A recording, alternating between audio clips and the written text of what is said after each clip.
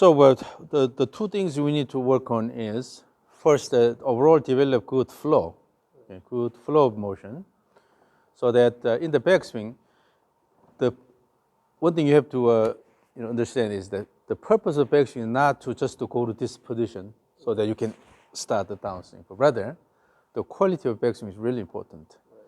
And particularly toward the end of the backswing, try to generate good wind up here.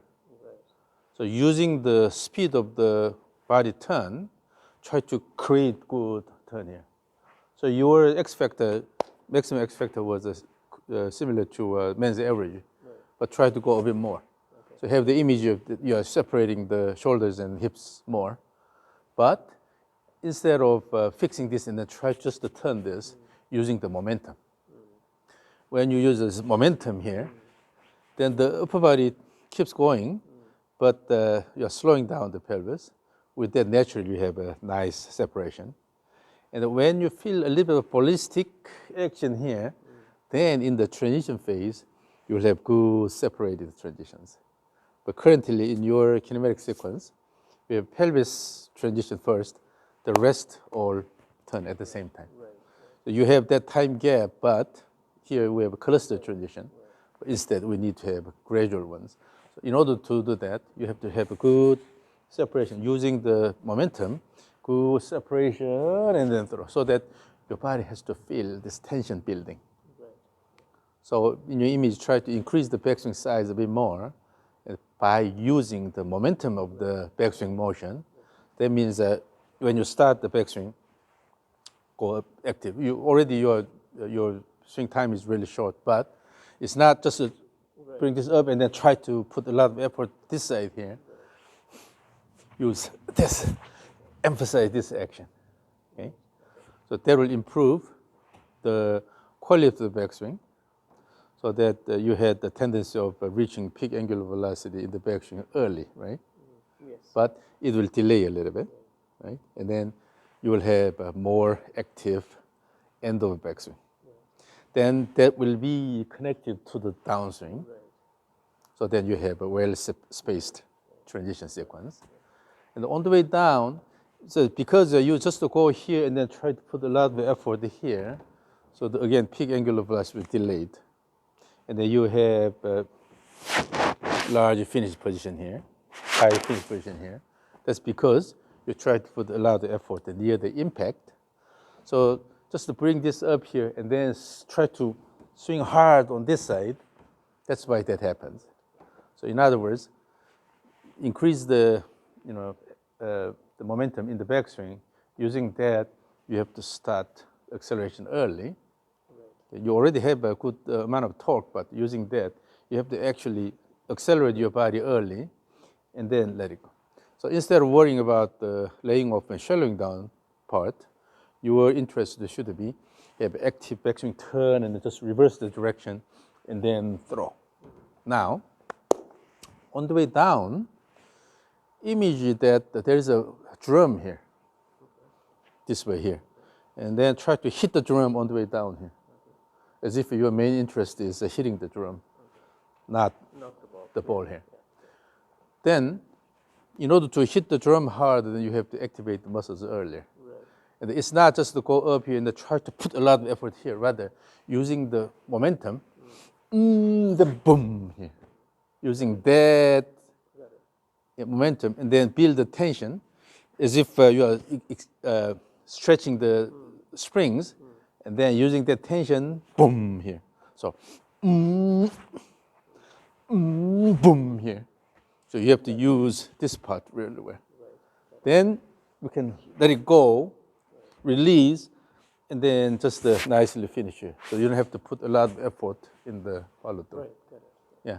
So the starting point will be having active backswing, and then try to have a more ballistic slow down, and then reversal of the direction at the end of backswing, right? So to promote that, let's use this stick here. And then let's use the so-called two-step swing here, but actually we're not taking the step because this is stage 3. Stage 1 is this swing here. So you're taking 2 steps. And then stage 2 with the narrow stance, you only take 1 step and swing. But stage 3 is no step. So using the regular stance.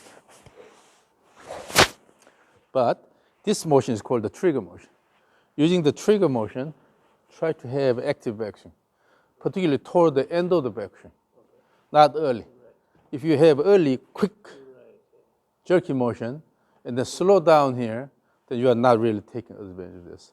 So your goal is by using this position here, then create good wind up all the way here. So put more effort toward the end of the backswing. From there, boom, hit the drum here in the throw. Okay, so let's see how well you do the stage 3. So initially just feel the rhythm here.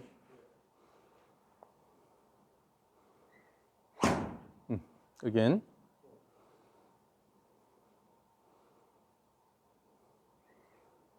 Yes, that's well connected motion here. Mm-hmm. Then you will be able to engage these muscles more early on. Okay.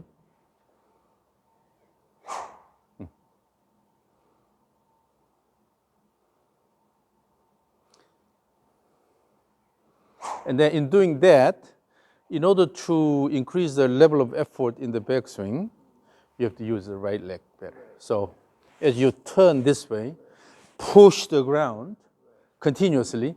With that, promote this turn here.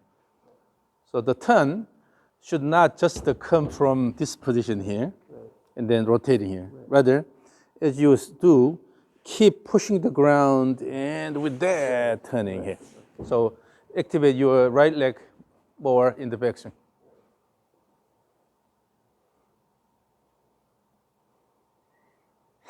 So try to bring the hip up higher in the backswing, the right hip higher.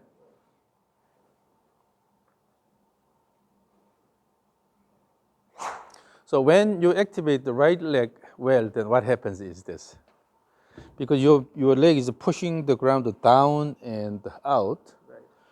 So this push will bring the hip up first. Right.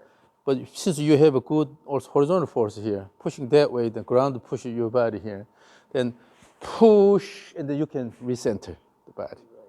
So push and recenter slightly during the backswing.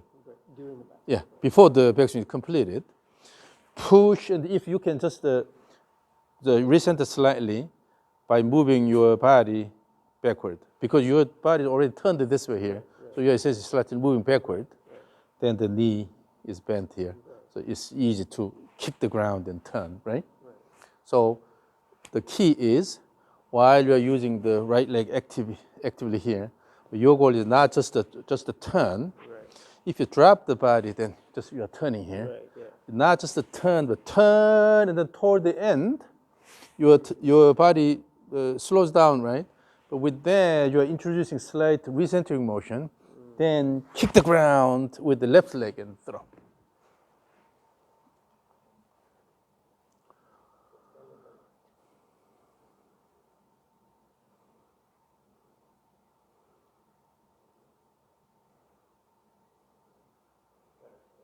Something like that. So yeah. So start from the trigger motion. So again. So throw, throw.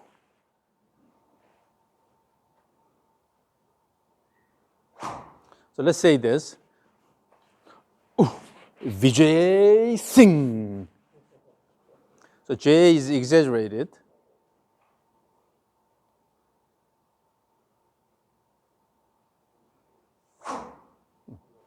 Yeah. So Vijay, with the exaggeration, you build this tension by winding up the shoulders. And also, toward the end, you can introduce slight recentering motion. Then, on the way down, try to use the left leg more actively, then throw.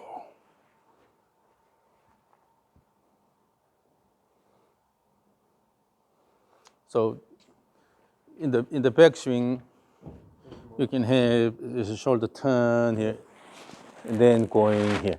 While still you are turning the shoulder, your body is already recentering. You have this feel here. Then you have good wind up. Yeah, yeah, yeah. So from there, because your shoulder turned quite a bit here, so it's easy to engage these muscles and also the lead leg here.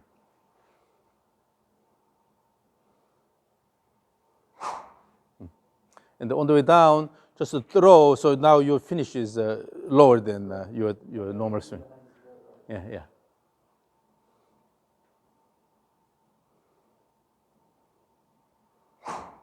So then on the way down, you're hitting the drum on your right side.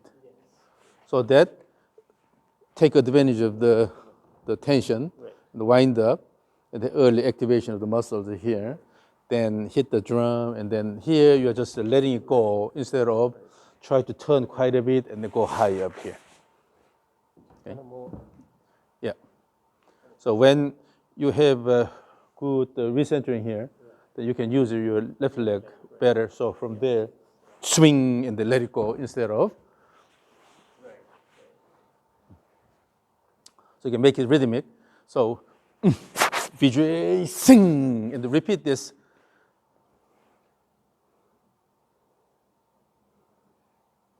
The backswing should be more active. Yeah. Try to make a crazily fast backswing and see how far you can wind up. More. It should be also fast. Fast the end by using that momentum, you're creating the wind up.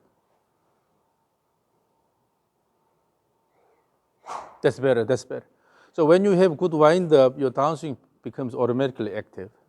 And also you can activate muscles early rather than late. Yeah. So again, using the trigger, you have really active, good wind up. So to the level you can really feel the spring, stretched.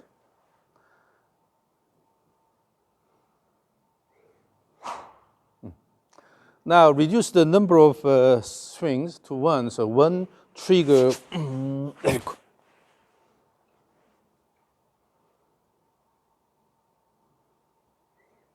So trigger is too cautious. If the trigger is cautious like this, the backswing is also cautious. So this also is a throwing action. Here.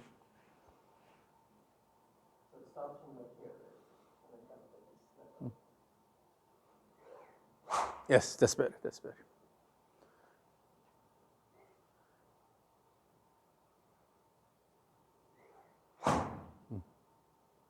And then in doing that, try to have a little bit of up and down motion of the pelvis.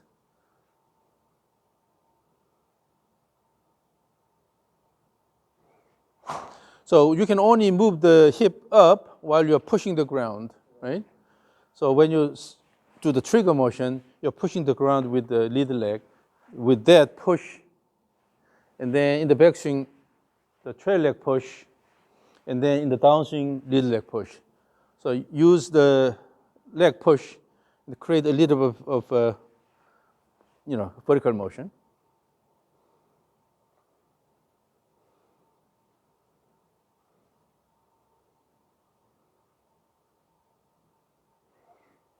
The trigger is a bit weak. Again, trigger should be also rhythmic. Yes. When you use, so we have two transitions, from trigger to the backswing to downswing. When you use this coiling in this transition, you can easily use the coiling in the second transition, right? But if this is just to go up and then try to start this, then you lose that opportunity. So here, feel that motion.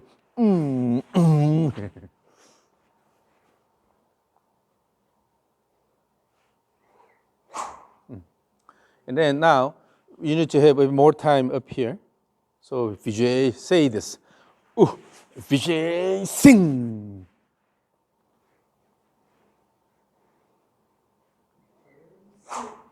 So now you have a bit more time there. That more time does not mean slow motion. Motion is still fast, but you have more time in the transition. So there, with that exaggeration, you can recenter the body.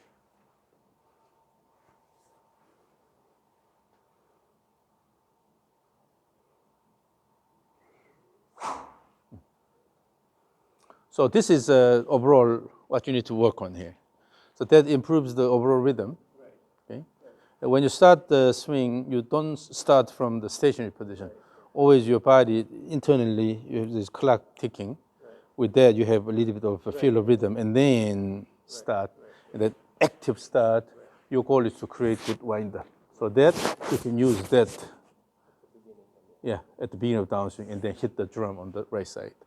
So work on this a lot. This can be done as your pre-shot routine.